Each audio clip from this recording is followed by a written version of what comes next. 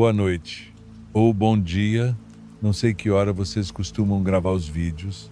Eu só sei que resolvi mandar isso depois de muito tempo pensando se era o certo. Não sou de falar dessas coisas.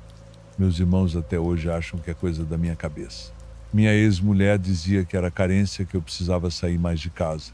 A verdade é que tem coisas que só quem passa entende e nem sempre dá para explicar. Mas eu vou tentar. Trabalho há quase 12 anos num posto de beira de estrada, no quilômetro 308 da TO 50. Quem passa por aqui sabe, é um trecho reto, monótono, com mata fechada dos dois lados. Não tem iluminação pública e o último radar fica uns 10 quilômetros antes. Ou seja, quem roda de madrugada por aqui tem pressa ou tem medo de parar. E eu entendo, sempre preferi o turno da noite. Não sou muito de conversa, nunca fui. Quando minha filha era pequena, eu tentava trocar com os meninos do dia para vê-la mais, mas isso foi antes do divórcio. Depois disso, só restou o silêncio da madrugada e aprendi a fazer dele um tipo de companhia. Meu colega de turno é o seu Manuel, vigia. Aposentado da polícia, anda sempre com uma lanterna que parece mais uma arma e uma calma que beira o desrespeito com o caos do mundo. Mas não é disso que quero falar. Quero falar do Opala. Começou há uns 4 anos, numa quinta-feira, 3h15 da manhã.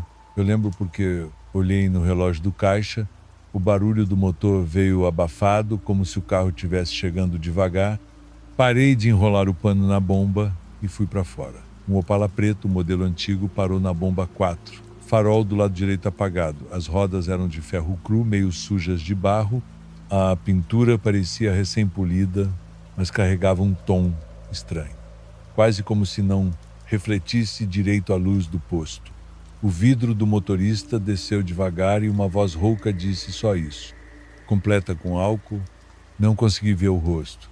Só uma silhueta sentada, com as mãos no volante. Obedeci. Coloquei a mangueira no tanque e comecei a abastecer. Tentei puxar papo, perguntar se vinha de longe, se ia pegar a 10. Nada, nenhuma resposta. Quando a bomba travou, coloquei a mangueira de volta e virei para falar o valor. Mas o carro não estava mais lá. Nada. Sem barulho de motor, sem poeira levantando, sem sinal de curva ou manobra. Só a bomba parada, o chão seco e eu sozinho. Na hora achei que tinha cochilado em pé, que meu cérebro tinha pregado uma peça por causa do cansaço. Entrei, tomei café, lavei o rosto e fiquei a noite toda remoendo aquilo. De manhã, quando o pessoal do dia chegou, comentei rindo como se fosse piada. Ninguém riu. Na semana seguinte, mesma coisa. Quinta-feira, 3h15, Opala preto, bomba 4. Dessa vez o seu Manuel viu também. Ele estava do lado da guarita, limpando os vidros.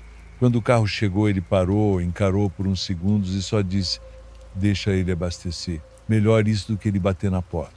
Não me explicou mais nada. Só voltou para dentro da guarita como se fosse normal. Aquilo me arrepiou. Pela primeira vez em anos, eu fiquei com medo, de verdade.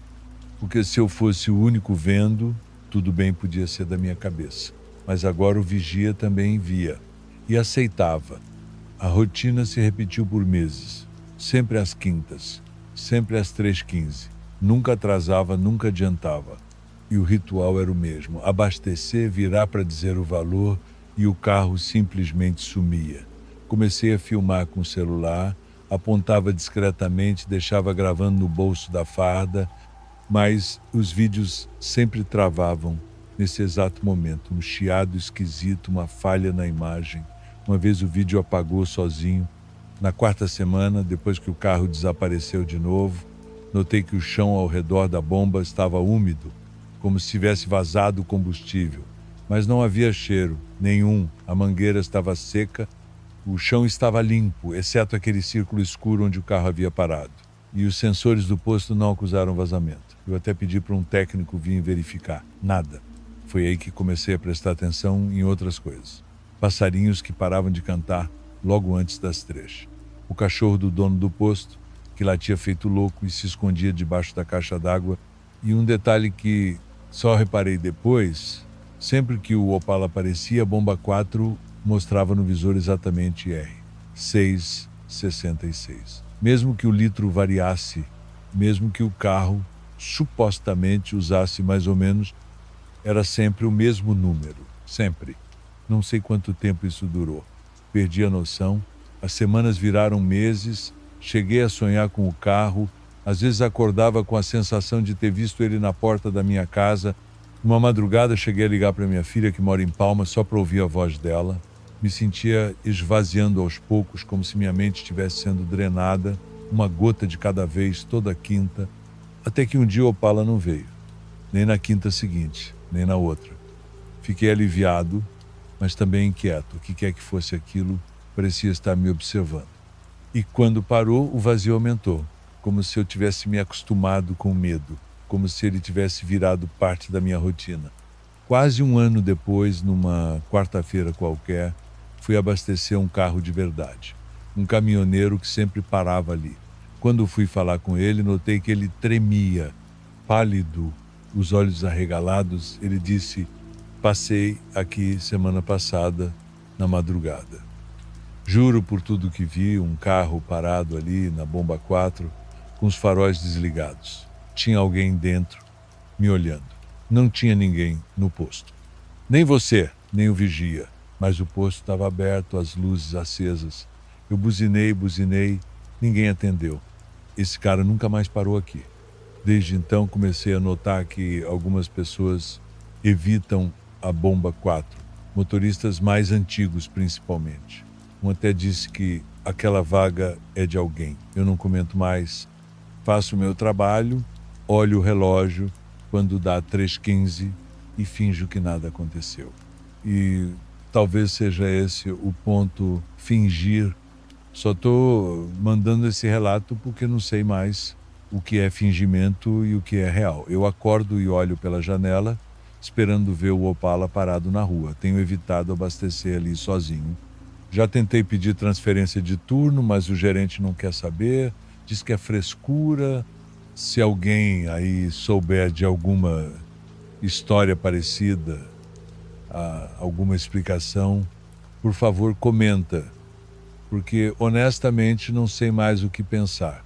É isso, obrigado por ouvirem. Mandar isso já foi um passo enorme para mim.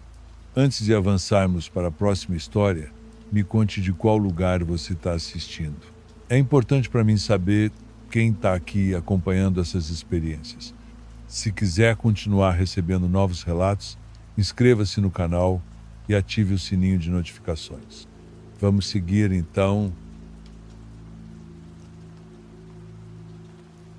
Não costumo falar disso com ninguém, mas tem noites que eu acordo com aquele gosto metálico na boca, como se estivesse mordendo um prego, volto a sentir o cheiro de óleo queimado misturado com poeira antiga e por alguns segundos é como se eu ainda estivesse dentro daquele galpão. Talvez vocês escutem esse tipo de relato o tempo todo. Eu não. Eu vivi isso. E até hoje não consigo entender o que vi naquela madrugada de junho de 2022. Trabalho como operador de empilhadeira num centro de distribuição em Recife. São galpões grandes, empilhadeiras barulhentas, lonas penduradas, câmeras que nem sempre funcionam direito. Quem já fez turno noturno sabe, o mundo parece diferente depois das 3 da manhã. Os sons ficam mais secos, os cheiros mudam, os olhos demoram mais para acostumar com a luz e as sombras, elas crescem. Na época, eu já estava com os nervos meio destruídos. Minha ex-mulher tinha acabado de ganhar a guarda definitiva da minha filha e eu aceitava todo o turno extra possível para não ficar sozinho em casa. Eu dormia pouco, comia qualquer coisa, engolia energia líquida e fingia que dava para empurrar a vida com empilhadeira também. Às vezes dava. Naquela noite a chuva batia fraco no telhado de zinco, o pátio estava silencioso e eu fui até o fundo do galpão C para fumar, como sempre fazia no intervalo. Lá tem uma área de contenção, sem iluminação direta, onde o sinal do rádio falha. Só que quando eu me aproximei da saída lateral, vi alguém passando em disparada por entre os pallets. Era o Rafa, um dos operadores da tarde, mas que já devia estar fora dali fazia horas. Ele estava sem colete, suado, com a camiseta toda suja e corria como se estivesse fugindo de alguma coisa. Gritei o nome dele, mas ele nem olhou.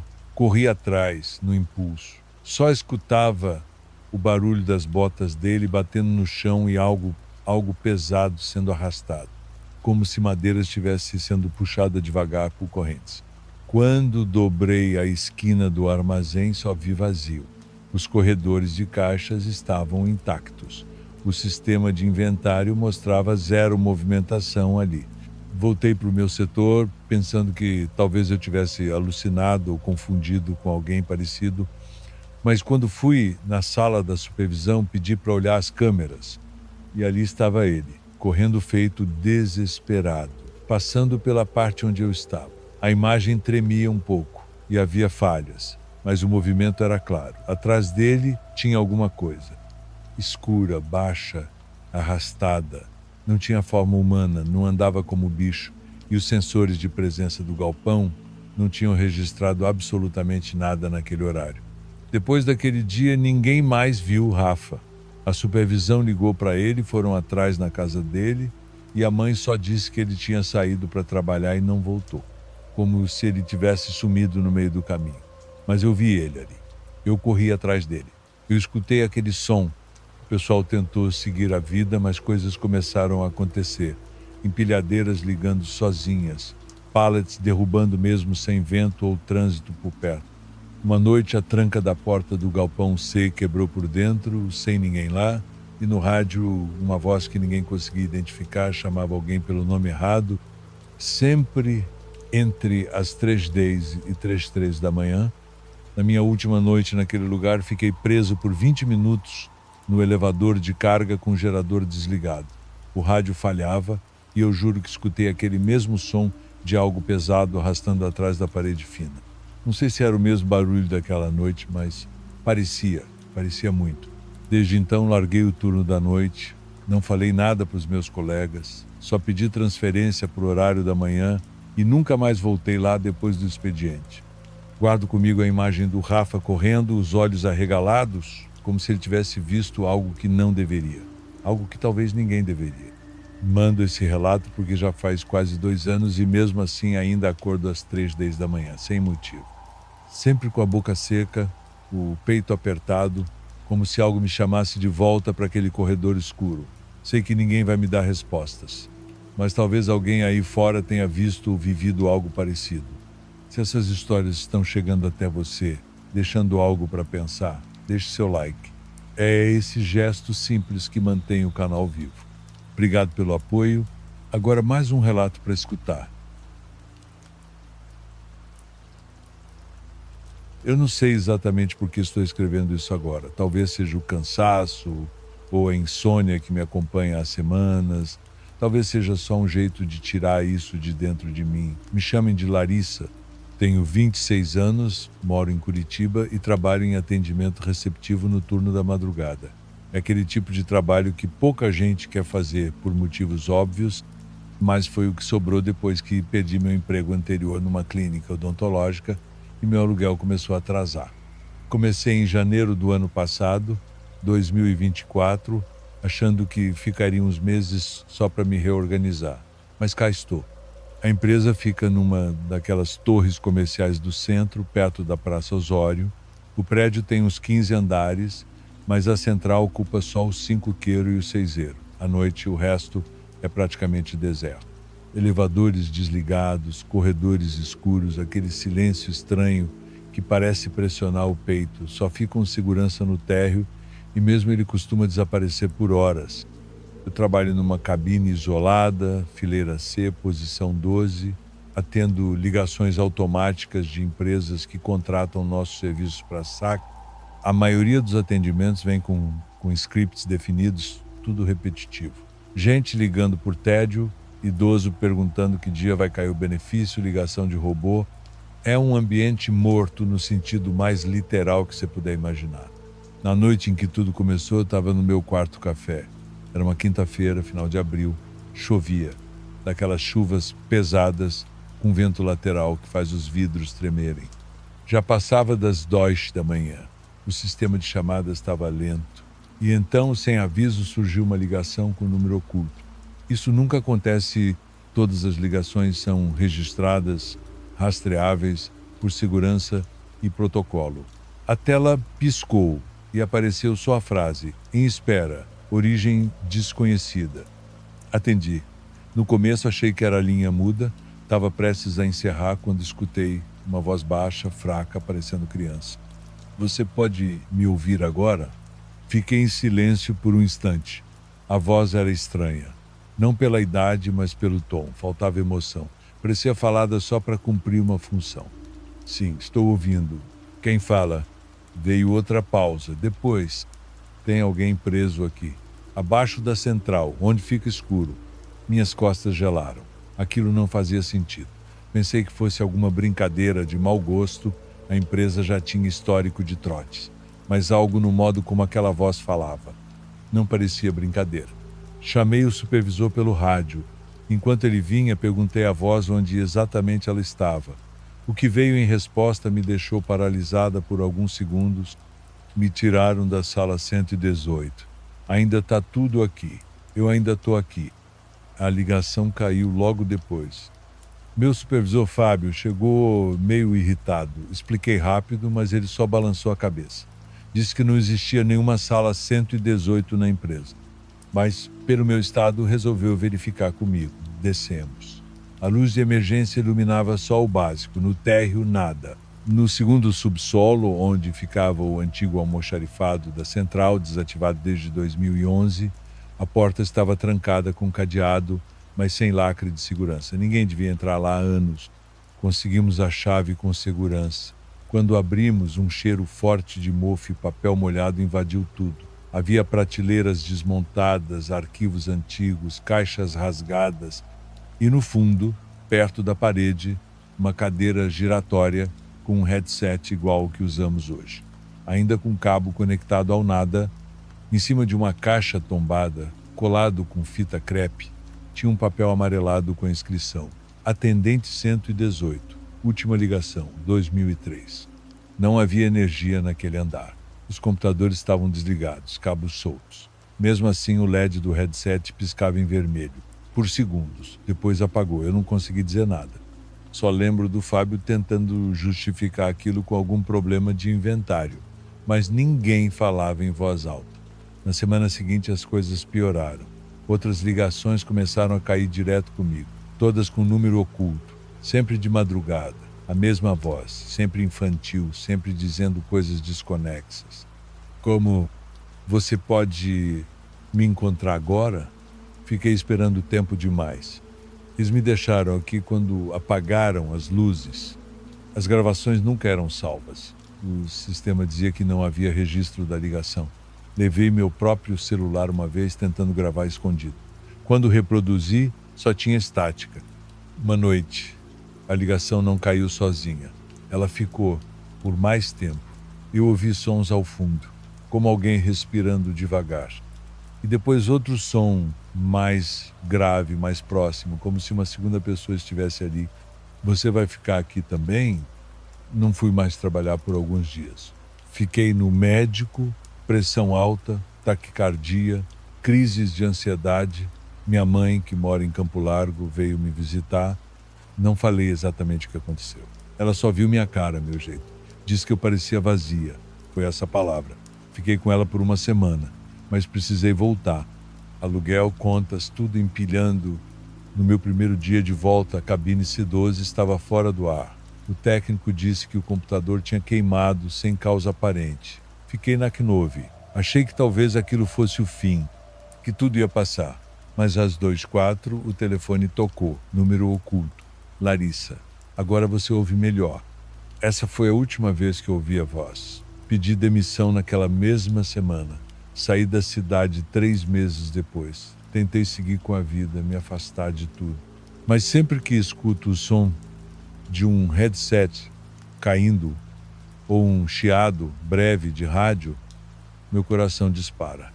Eu ainda sonho com aquela voz e tem uma coisa que não contei a ninguém, nem para minha mãe.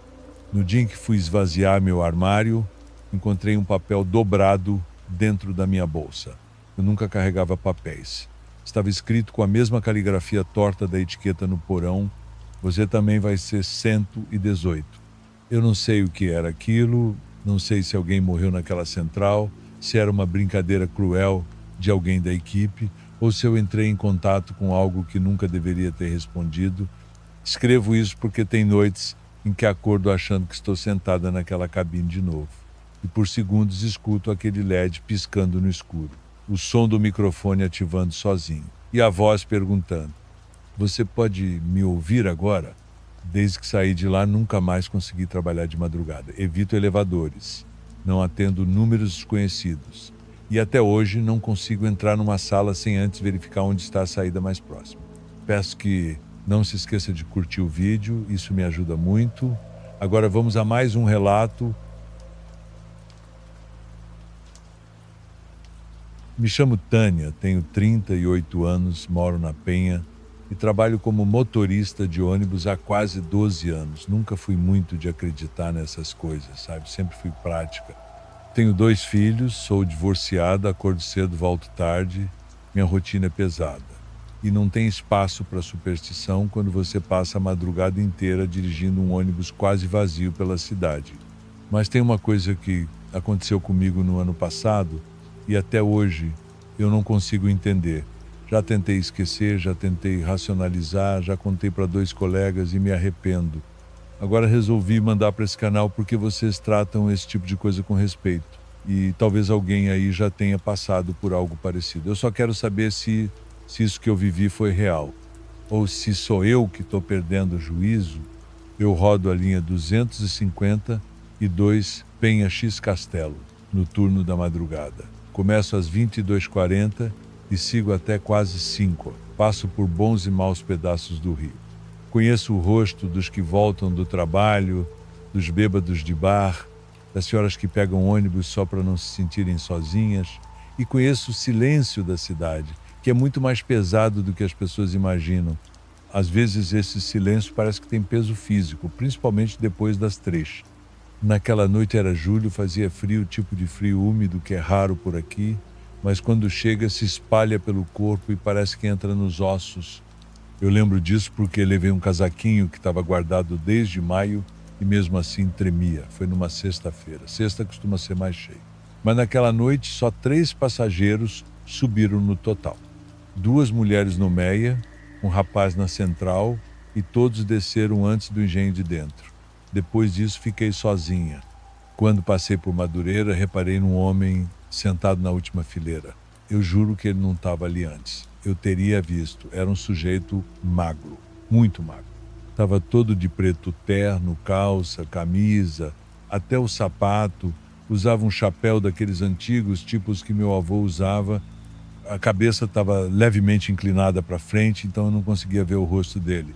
Pensei que fosse alguém que entrou pela porta de trás, coisa que às vezes acontece quando o cobrador cochila. Mas naquela noite eu estava sozinha. E a porta traseira nunca abre sem comando. Reduzi a velocidade e tentei olhar pelo espelho interno. Ele não se mexia, nem levantava a cabeça. Aquilo me incomodou mais do que deveria. Em outras noites eu teria parado e perguntado se estava tudo bem. Mas algo me segurou, como se o próprio corpo tivesse dito: deixa isso para lá. Quando cheguei no ponto final, já perto da Cinelândia, estacionei, desliguei o motor e fui verificar o ônibus. Procedimento padrão, faço isso todo dia, até por segurança. E aí, quando cheguei no fundo, o banco onde ele estava sentado estava vazio, mas o vidro da janela estava embaçado, como se alguém tivesse respirado ali por muito tempo.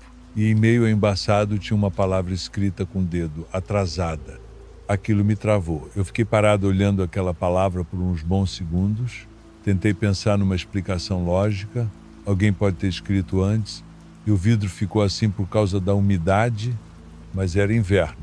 E o vidro tinha sido limpo por mim mesma no início do turno. Voltei para o banco do motorista sem nem terminar a checagem. Liguei o ônibus e dirigi até a garagem com as mãos frias. Não contei nada naquele dia. Só dormi mal e no dia seguinte tomei 3 cafés para aguentar o turno. A coisa é que, a partir daquela noite, toda sexta-feira, o banco de trás aparecia molhado. Só o banco da ponta esquerda, onde ele tinha se sentado, não era suor nem chuva. Era como se alguém tivesse saído dali minutos antes. Mas nunca havia ninguém. Uma semana depois, decidi prestar atenção desde o início da linha. Fiquei virando o espelho a cada ponto, mas às 2h13, sempre nesse horário, quando olhei novamente, lá estava ele, mesmo traje, mesmo chapéu, mesma postura. Eu comecei a tremer tanto que tive que encostar o ônibus. Fiquei ali sem saber o que fazer, meus dedos não respondiam direito. Liguei para o supervisor, inventei que o motor tinha falhado. Fiquei parado uns 15 minutos até voltar a dirigir. Quando cheguei ao fim da linha, ele tinha sumido, mas a palavra no vidro era diferente. Dessa vez dizia: "Você prometeu." Eu nunca prometi nada a ninguém, pelo menos nada que tivesse a ver com aquilo. Mas minha cabeça começou a ir longe. Na adolescência, eu perdi uma amiga num acidente. A gente brigou feio uma semana antes. Ela disse que não queria mais falar comigo. E eu deixei. Ela morreu num sábado. E eu nunca fui ao enterro. Será que era isso? Será que era uma cobrança de lá de trás? Mas aquele homem não parecia com ela. E aquela sensação não era de alguém que você conheceu. Era uma presença que nunca te pertenceu. E ainda assim te acompanha. Contei para o Robson, um motorista antigo. Ele ficou quieto e depois só disse: "Tem coisa nesse terminal que é melhor não cutucar." E mudou de assunto. Na sexta seguinte, fiz a linha rezando para ele não aparecer. Mas ele estava lá, sempre às 2h13, sempre sem levantar o rosto. Só que naquela noite, pela primeira vez, ele se mexeu. Quando parei no sinal da AVE, Presidente Vargas, vi pelo espelho o movimento lento da cabeça dele, como se estivesse olhando pela janela, e depois diretamente para mim. Mas não consegui ver o rosto. Era como se uma sombra tivesse colada ali, borrando tudo, como se o rosto não estivesse completo. Só dava para ver o contorno, nada mais. Na chegada, o banco não estava só molhado, estava encharcado, como se alguém tivesse saído do mar e se sentado ali. E no vidro, uma terceira mensagem: última chance. Cheguei em casa chorando. Meus filhos estavam dormindo. Sentei na beira da cama e fiquei ali até o sol nascer. Me senti culpada. Porque eu não sei, mas era como se eu tivesse falhado com alguém, como se aquela presença soubesse de coisas que nem eu mesma lembrava. Decidi pedir transferência de linha. Disseram que era impossível naquele momento. Então pedi férias. Negaram. Fiquei doente, de verdade. Comecei a vomitar antes do turno. Cheguei a perder peso. Parei de comer direito. Minha mãe veio cuidar das crianças por uns dias, porque eu não conseguia levantar da cama. Na última sexta, antes de eu sair de licença, decidi encarar. Dirigi o trajeto inteiro com a certeza de que, se visse ele de novo, eu pararia o ônibus e falaria alguma coisa, não deixaria passar. Mas ele não apareceu, não naquele dia. Apenas o banco, molhado, e uma nova mensagem, escrita de trás para frente, para que só eu, olhando do espelho, pudesse ler: "Você nunca saiu." Depois daquilo, pedi demissão, nunca mais voltei a dirigir ônibus. Hoje eu trabalho de auxiliar de limpeza numa escola pública. O salário é menor, mas eu durmo. Mesmo assim, às vezes, quando acordo de madrugada, escuto o som de um motor diesel ligado e fico com a sensação de que tem alguém esperando por mim na porta de casa. Não toco mais em vidros embaçados. Não sento em assentos do fundo. E toda sexta-feira, às 2h13, me pego olhando o relógio. É por isso que resolvi mandar esse relato. Não para ter respostas, mas para deixar registrado que alguma coisa anda com a gente. Algo que não precisa de rosto, só de hora marcada. Bom, agora vamos à próxima experiência compartilhada por quem viveu algo fora do comum. Eu nunca fui de acreditar nessas coisas. Sempre achei que quem falava de assombração, de coisa ruim, era gente impressionável demais ou querendo atenção. Fiz minha vida no chão firme da realidade, trabalhando desde cedo, criando meus filhos com o que ganhava em turnos noturnos, sem tempo para superstição. Mas agora eu não sei mais. Depois do que aconteceu naquela guarita, tem noites que não consigo nem dormir. Fico olhando para o teto, lembrando do que vi ou do que acho que vi, tentando convencer a mim mesmo de que foi só o cansaço, algum tipo de confusão. Mas não foi.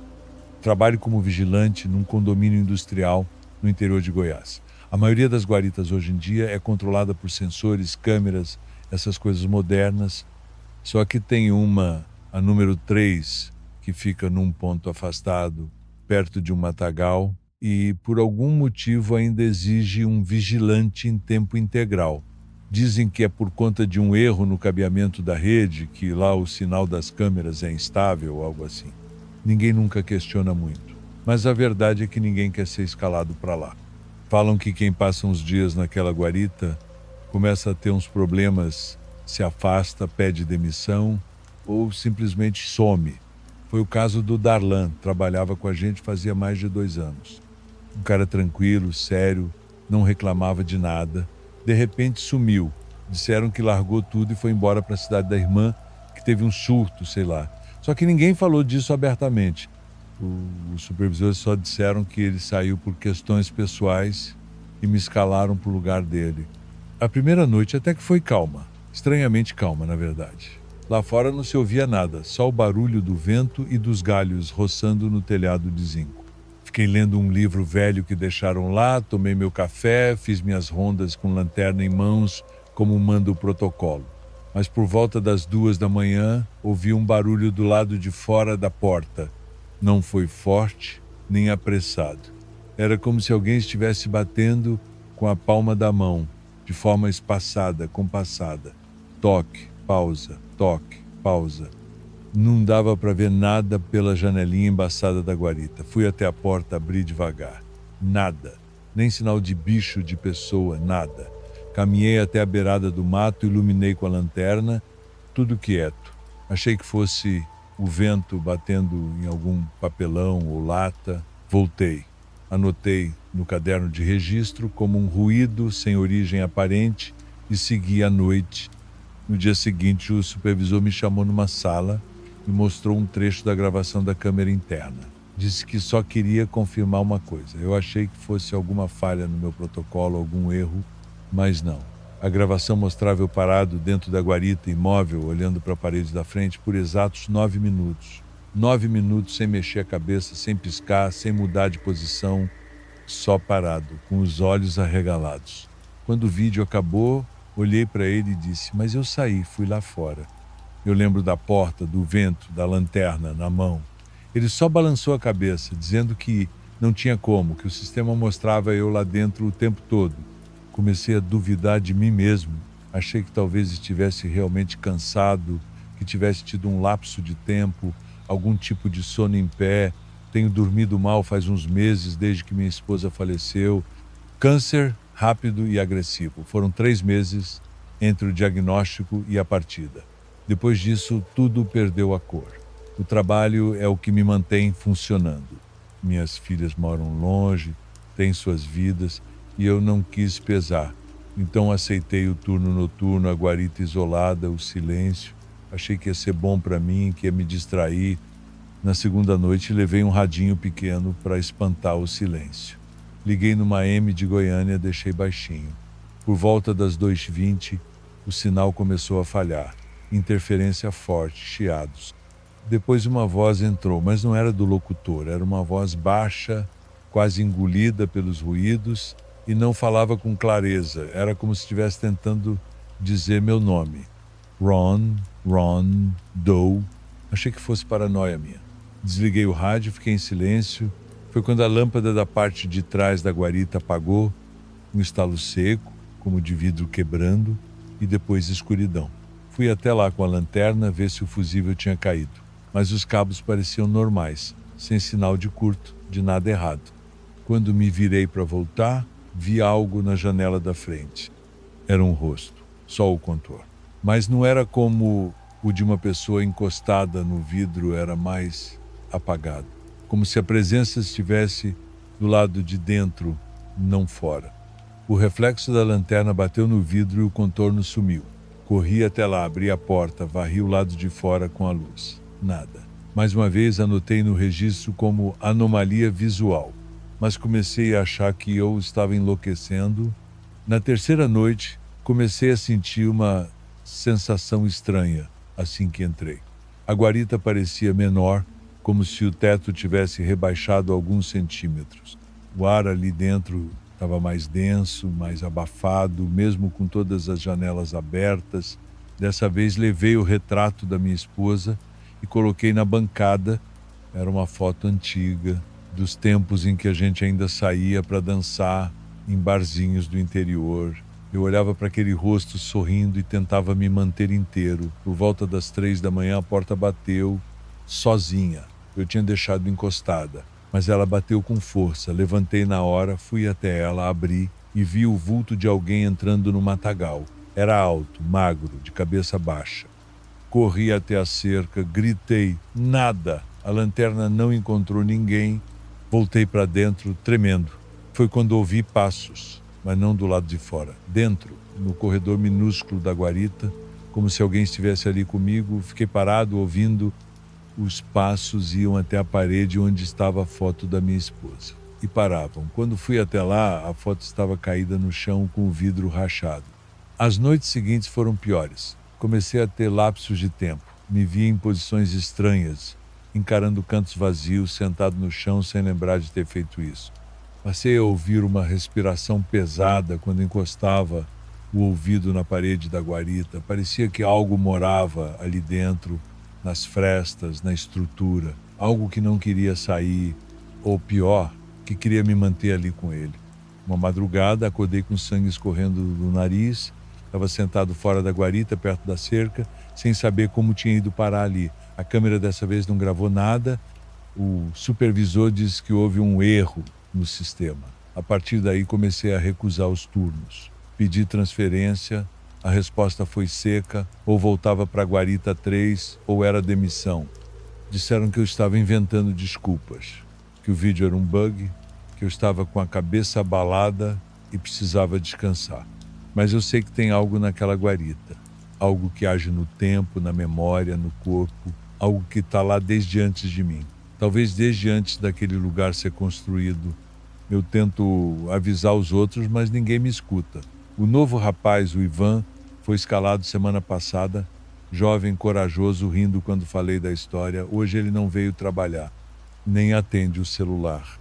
Eu não vou voltar para lá, não importa o que digam, não importa se acham que enlouqueci. Eu vi o que tem naquele lugar. E ele me viu também. Algumas experiências ficam presas na memória por causa do que não foi dito. O silêncio pode ser tão perturbador quanto o que é contado. Se quiser continuar explorando relatos assim, se inscreva no canal. Agora vamos a mais uma história. Eu confesso que hesitei antes de escrever isso. Sempre fui o cara calmo do turno da noite. Aquele que ninguém espera ouvir Histório Dias de arrepiar, mas que acaba ouvindo em todas as pausas para café.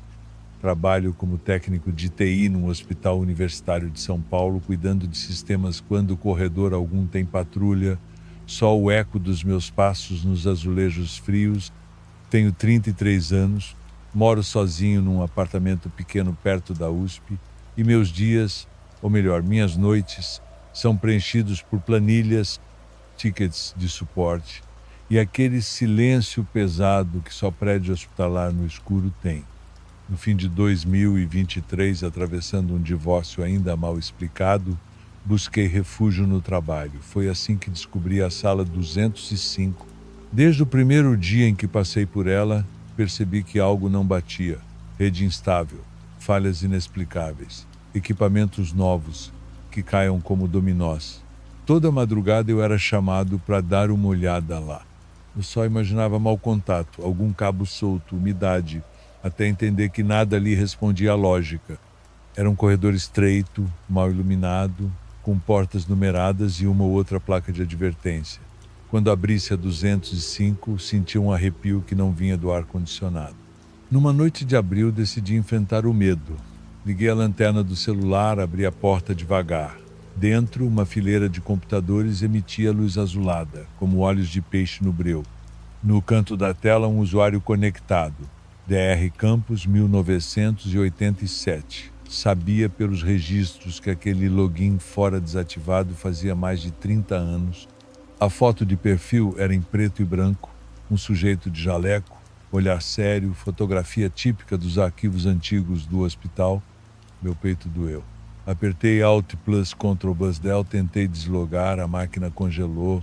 No silêncio, só o zumbido dos no-breaks. E então, num tom monótono, apareceu na tela, centímetro por centímetro, letras brancas e grossas: você está no lugar dele. As luzes da sala falharam. Um apagão só ali. Fui ao disjuntor mais próximo, mas nada mudava. O corredor além da porta seguia iluminado. Tentei ligar o rádio do meu celular, mas só chiava. Os roteadores começaram a piscar, como se respirassem. Então não escutei. Senti um sussurro baixo, tão próximo que pensei ter sido minha própria voz. Ele precisa continuar. Você deve substituí-lo. Minhas mãos congelaram no teclado.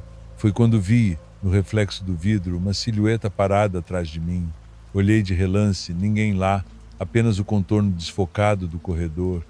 Talvez fosse minha mente pregando peça, cansaço, divórcio repeti para mim mesmo. Respirei fundo, fechei tudo e saí em disparada, sem tocar em nada, trancando a porta por fora. Na manhã seguinte, revi o log do sistema. Dr. Campos, 1987, estava ativo entre 2:13 e 3:47. Ele nunca entrou em rede alguma depois de 1987, data da morte registrada do Dr. Campos, plantonista noturno, que desapareceu ali dentro após ser encontrado praticamente catatônico, afirmando que o turno precisava ser mantido. Documentos antigos mencionavam seu estado estranho, sem explicação neurológica, antes de sumir de vez. Falei disso ao gerente de TI. Ele me olhou como se eu estivesse inventando, mas se comprometeu a revisar câmeras de segurança. Descobrimos que, naquela madrugada, a câmera interna de 205 sofreu 12 cortes de frame, cada um de 15 segundos, sem registro de movimento no corredor. Entre os clipes, oscilava apenas o barulho vazio de um respirador que não estava ali. Depois disso, ninguém mais quis entrar na sala sozinho. Eu também evitava passar por aquele corredor noturno escuro. Passei a atender chamados por telefone, a deixar que o estagiário fosse investigar qualquer anomalia. Às vezes, porém, acordo no meio da noite com a pulsação acelerada, imaginando que talvez lá embaixo ainda haja alguém que precisa daquele turno mais do que eu. Resolvi enviar este relato para vocês porque carrego essa história fechada no peito há meses. Já vi colegas saindo sem avisar, transferindo plantões, largando à noite e dizendo que sentiram algo errado naquele andar. Eu mesmo quase pedi demissão, mas gosto do que faço, gosto de resolver problemas reais, de ver o sistema voltar a funcionar. Só não quero ser substituído, nem carregar mais esse olhar de tela congelada me vigiando. E agora, enquanto escrevo, escuto meu celular tocar, mas não há notificação. Sinto um aperto no estômago, como se alguém culpasse o tempo por ter permitido que eu contasse isso. Talvez não haja explicação. Talvez seja algo que além da lógica humana. Mas se nesta noite você se deparar com uma sala onde cabos se movem sozinhos e telas exibem nomes que já deveriam estar no passado, saia rápido, sem olhar para trás, se inscreve aí e comenta o que está achando até agora. Eu leio tudo. Agora vamos ao próximo relato. Olá a todos, meu nome é Douglas. Eu trabalho numa lanchonete 24 horas, perto de um cruzamento conhecido por 2 motivos. Acidentes e bares que fecham tarde, fica entre a Voluntários e a Engenheiro Caetano Álvares, quase no limite com o Limão, um ponto onde ninguém para por acaso. Comecei ali depois de sair da cozinha de um restaurante maior, no centro. Me afastei por motivos pessoais, uma sequência de noites em claro, surtos de pânico, uma separação mal resolvida. A terapia parou quando o convênio venceu e o dinheiro apertou.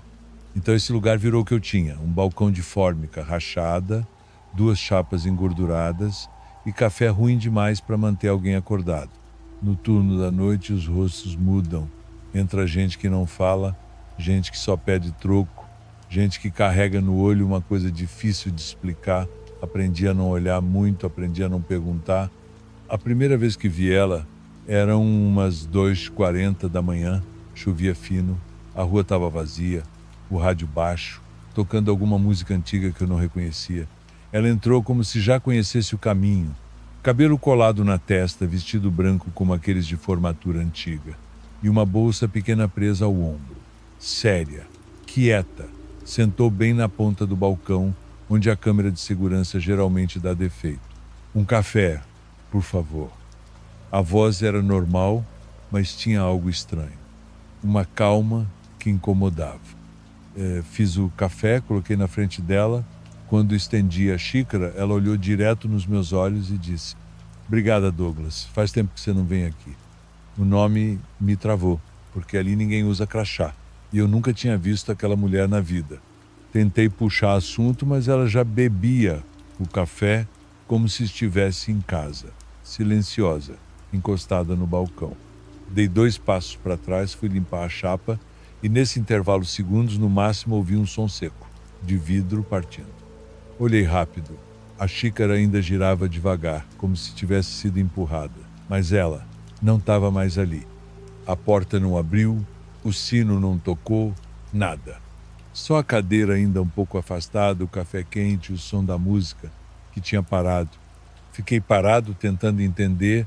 No reflexo do espelho torto da máquina de suco, vi meu rosto pálido, suado. Achei que estava ficando doido, que era o sono, mas fui direto para o computador e puxei as imagens da câmera. É aí que começa o pior. Na gravação, só dá para ver eu sozinho, pegando uma xícara, servindo café e deixando na frente de uma cadeira vazia. Depois limpo a chapa, volto e encaro o nada, como se tivesse alguém ali. Parei o vídeo, voltei, dei zoom, revi. A cadeira nunca se mexe, o banco está sempre vazio. E mesmo assim eu falo, sirvo, reajo como se alguém estivesse me ouvindo. Depois disso, não comentei com ninguém. Voltei para casa, deitei na cama e fiquei olhando o teto. Me senti doente. Fiquei 2 dias sem trabalhar. Quando voltei, o gerente disse que algumas coisas tinham sumido da despensa, enlatados, algumas caixas de água, nada caro. Culparam os moleques da rua. Na segunda semana, ela voltou. Mesma roupa, mesmo jeito. Só que dessa vez falou antes de eu servir qualquer coisa.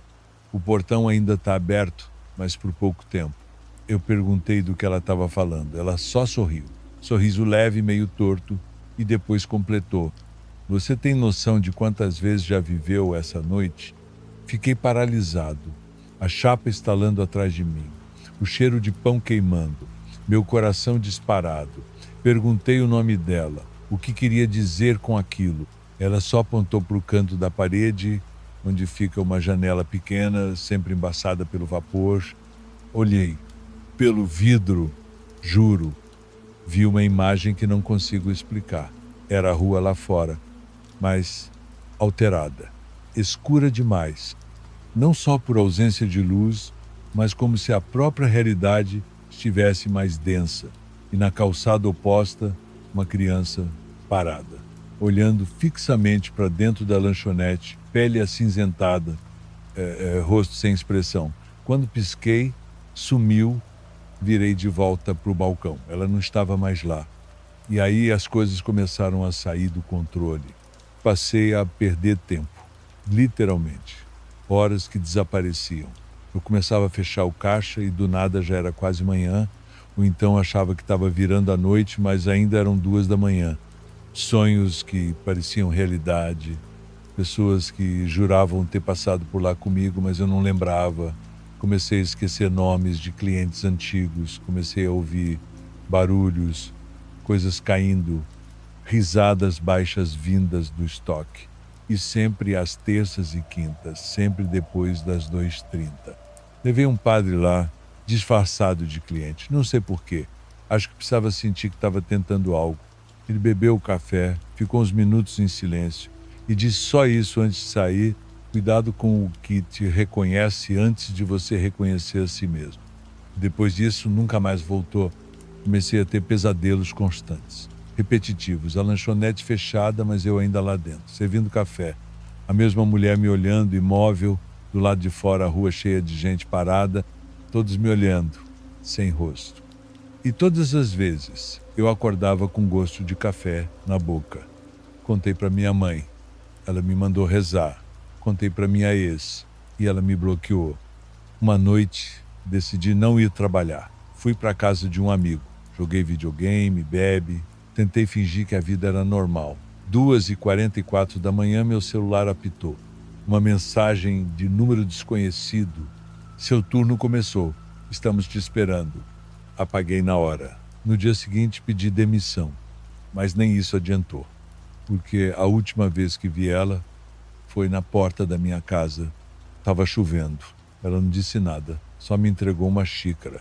Fria, vazia. Mas eu juro que senti cheiro de café fresco. Desde então não durmo mais direito. Troquei de bairro, de número, de vida. Ainda assim, às vezes acordo com o som do sino da porta da lanchonete. Mesmo sem mais trabalhar lá. E toda terça-feira, às 2h40, sinto que alguém senta ao meu lado. É isso. Eu não sei bem o que espero ao mandar esse relato. Talvez alguém que tenha passado por algo parecido. Talvez só o alívio de dizer isso em voz alta, mesmo que escrita. Passei tempo demais fingindo que era cansaço, que era loucura.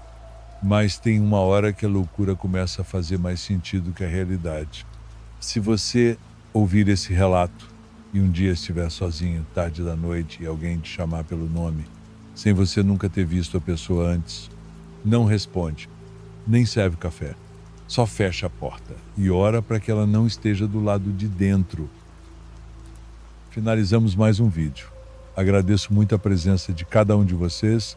Se não for inscrito no canal, se inscreva e deixe sua curtida no vídeo. Boa noite e até o próximo vídeo.